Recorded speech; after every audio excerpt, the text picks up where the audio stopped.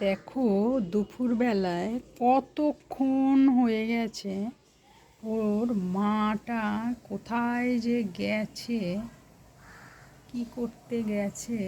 ঘুঘু পাখির বাচ্চাটা দেখো আস্তে আস্তে এই ঠোঁটটা দেখতে পেলাম, এই যে দেখেছো, এই চোখটা মনে হচ্ছে ফুটেছে।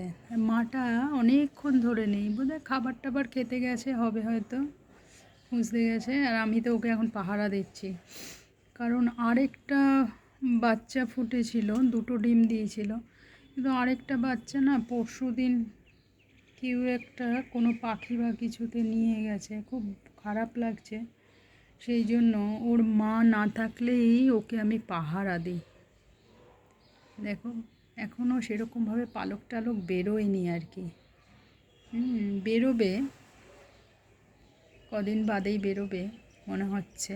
তো মা তো এখনও ওকে পেটের তলায় নিয়ে বসে থাকে। কি ভালো লাগে না দেখতে, ভীষণ ভাল লাগছে দেখতে। এটা আমার ব্যালকনির বাগান, একটা ছোট্ট একটা বাগান বানিয়েছি, তাতে সব রেখেছি যতটুকু পারি। আজকে এই গাঁদা ফুলের চারা দুটো নিয়ে এলাম, এই যে এটা এখন পটিং করব, এটা এখন লাগাবো, বসাবো। এটা আমার তুলসী মঞ্চ, এই যে তুলসী মঞ্চ। এটা একটা নয়নতারা ফুলের গাছ।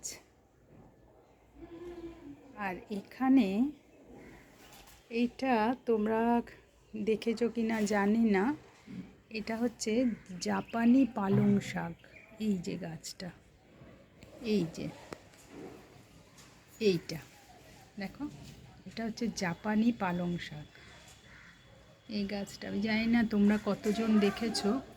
এর আবার এইরকম ফুলও হয়েছে, দেখো এই যে ফুলও হয়েছে এটার আবার এইরকম, ভালো লাগে, ফুলের রঙটা খুব সুন্দর। এটা হচ্ছে জাপানি পালং। আর তো এই নয়নতারা গাছটায় এসে এই বাসাটি বেঁধে আর ডিম পেড়ে তার ছানা ফুটিয়েছে এখন। ঠিক আছে, চলো টাটা আজকের মতন, আবার কোনো দিন দেখাবো কতটা বড় হলো ওই বাচ্চাটা। টাটা, সবাই ভালো থেকো।